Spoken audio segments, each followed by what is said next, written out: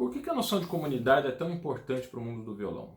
Eu reservei 5 exemplos aqui que vão enterrar de vez o mito de que o artista se constrói a partir de um esforço individual. A motivação desse vídeo foi justamente o contato que eu tive com o canal Brazilian Classical Guitar Community, que apesar de ser o nome em inglês, ele é um canal composto por, ou dirigido por 4 violonistas jovens, né?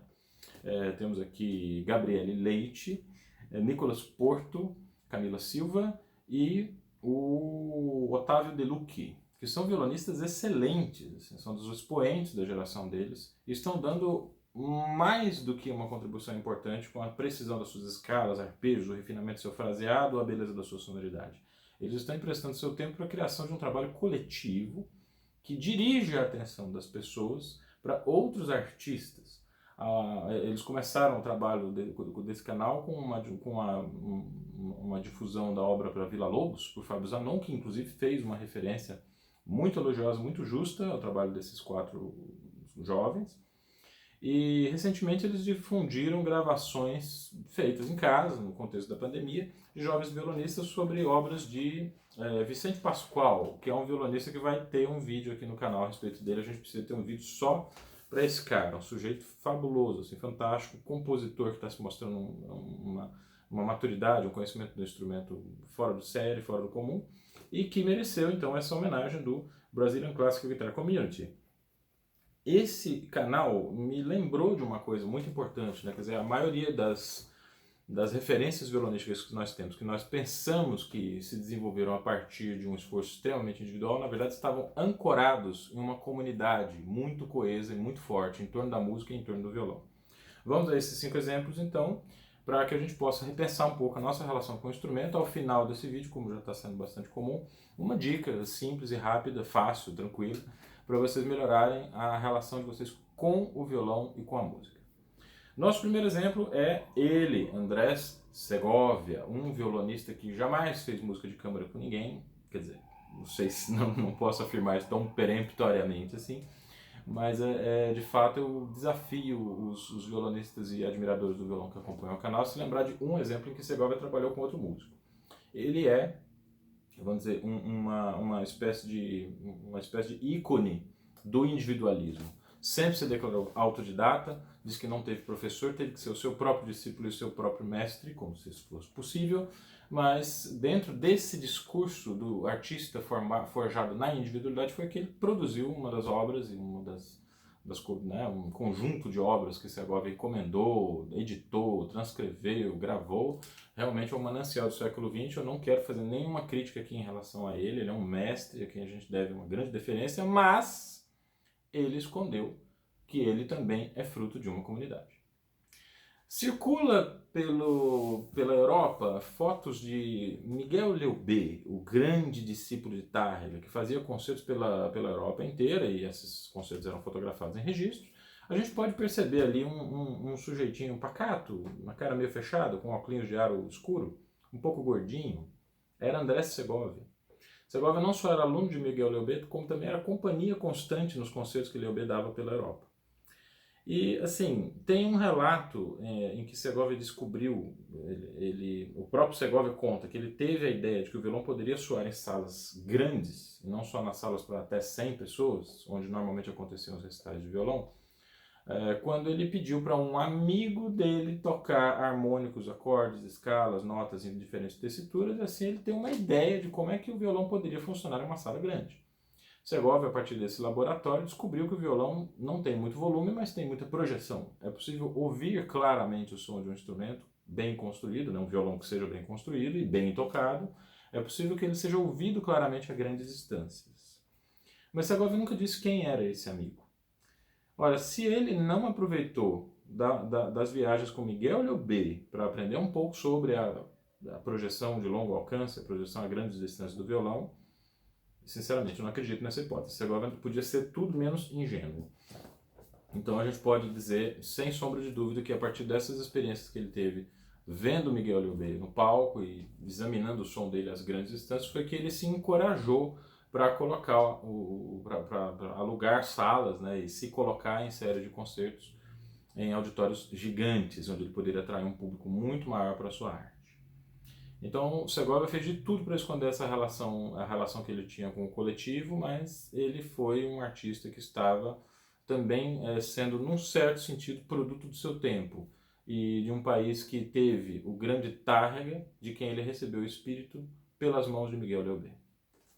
Nosso segundo exemplo é Julian Bream, que faleceu agora, dia 14 de agosto, deixou a comunidade violonística toda consternada. A gente ainda está reavaliando todas as nossas referências musicais e nós estamos ouvindo Julian Bream novamente, tentando manter ele um pouco mais próximo da gente e recuperando as grandes gravações que foram referência na nossa formação. O que a gente não se lembra muitas vezes é que essas gravações são frutos de um trabalho coletivo, agora não tanto do ponto de vista artístico, mas do ponto de vista político também. A Inglaterra tem várias redes de rádio e TV públicas. E essas redes de rádio e TV têm o compromisso de levar produções artísticas e musicais que não têm tanta, vamos dizer assim, não recebem tanto interesse do mercado. À medida que a obra de arte não é feita para públicos muito abrangentes, ela tende a gerar um pouco menos de lucro e as empresas tendem a ter menos interesse em patrocinar essas formas de arte. Pois aí é que entra o financiamento público, que é, na verdade, um financiamento da própria sociedade através do programa eleitoral que ela elege a cada 4 anos. E esses programas eleitorais, dependendo da exigência de cada sociedade, esses programas precisam incluir a manutenção das redes públicas para que a população tenha acesso a grandes artistas que, no entanto, não são contemplados pela iniciativa privada. Esse é precisamente o caso de boa parte da produção de Julian Bream. Enquanto ele estava fazendo música elisabetana, que não tinha absolutamente nenhum lastro, nem na Inglaterra, porque as obras para alaúde na Inglaterra não sei se eram conhecidas, se eram tocadas, se eram difundidas em concertos. Julian Bream apresentou isso como realmente uma novidade. Ele também tem uma parte enorme da sua produção dedicada à música contemporânea, à música do século XX, que é tão odiada por uma parte do público conservador da música clássica. Esses discos de música contemporânea, Julian Bream só conseguiu produzir por causa do financiamento público. E acabou que a coisa se mostrou de uma novidade tão grande que esses são os seus discos mais vendidos. Justamente porque quando você dá um pontapé inicial a partir do financiamento público para certas formas de arte, esse pontapé reverbera e gera uma receita fantástica, porque aparece como uma novidade, como uma coisa que não é o corriqueiro, não é aquilo que a gente espera das formas artísticas que são patrocinadas pela iniciativa privada. Então, Julian Bream é fruto de um espaço público bem construído e de uma ocupação pública e política das redes de rádio e televisão. Bom, o nosso terceiro exemplo é, então, Francisco Tárrega, que é o músico, vamos dizer, o violonista mais icônico do século XIX, e é um cara que a gente está associado, né? A gente tem associado muito a essa atitude do violonista, que toca isolado, no seio da sua casa, no seu quartinho, preocupado com suas transcrições, com suas composições e com seu trabalho técnico diário.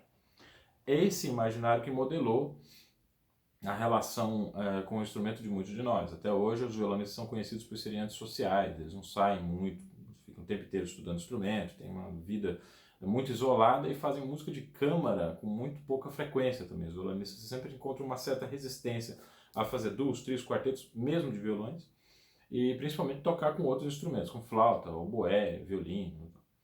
E um pouco dessa imagem é dada por uma compreensão pela metade do que foi a carreira de Francisco Tárrega.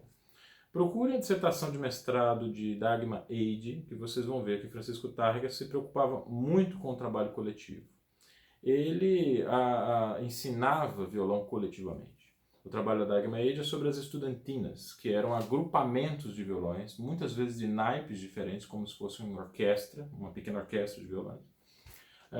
Conjuntos dentro dos quais os violonistas então aprendiam pulsação, aprendiam tocar junto, aprendiam a dar entrada, aprendiam a fazer fraseado e faziam também muitas transcrições para esses grupos que realmente não tinham um repertório original. Stefano Grondona ressuscitou essas estudantinas através de suas gravações com sextetos de violões arranjadas para esses conjuntos por Francisco Tárrega ou por seus contemporâneos. Saber que Tárrega privilegiava o ensino coletivo e a ação coletiva para aprendizado e produção artística é uma coisa que ainda não está no imaginário de todos os violonistas, mas eu acho que isso tem que mudar o mais rápido possível. Nosso quarto exemplo é Antônio Rabelo, que é o avô dos irmãos Abreu. Pouca gente se preocupa em resgatar a imagem do professor Antônio Rabelo.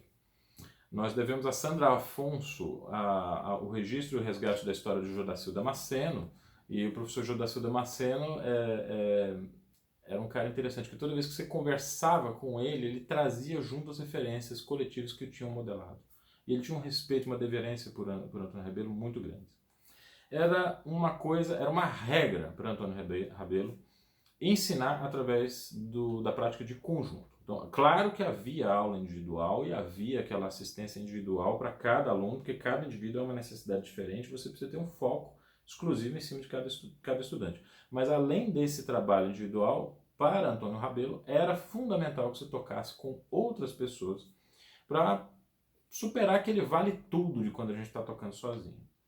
Então, diferentemente do que a gente pensa, o do Sérgio Eduardo Abreu não se constituíram como um duo, porque assim, dois irmãos ali na mesma idade, é difícil conseguir um concerto para um concerto para o outro, vamos conseguir um concerto para os dois se apresentam em duo. Isso não foi uma conveniência profissional.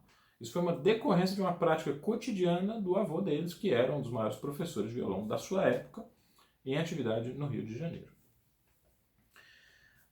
O quinto exemplo, na verdade, é um exemplo um pouco fora do violão, mas a gente tem um vídeo aqui no canal sobre um filme da BBC que chama-se Heroica. Eu falei da BBC logo no começo do vídeo para falar do papel que o financiamento público teve na consolidação da carreira de Julian Bream.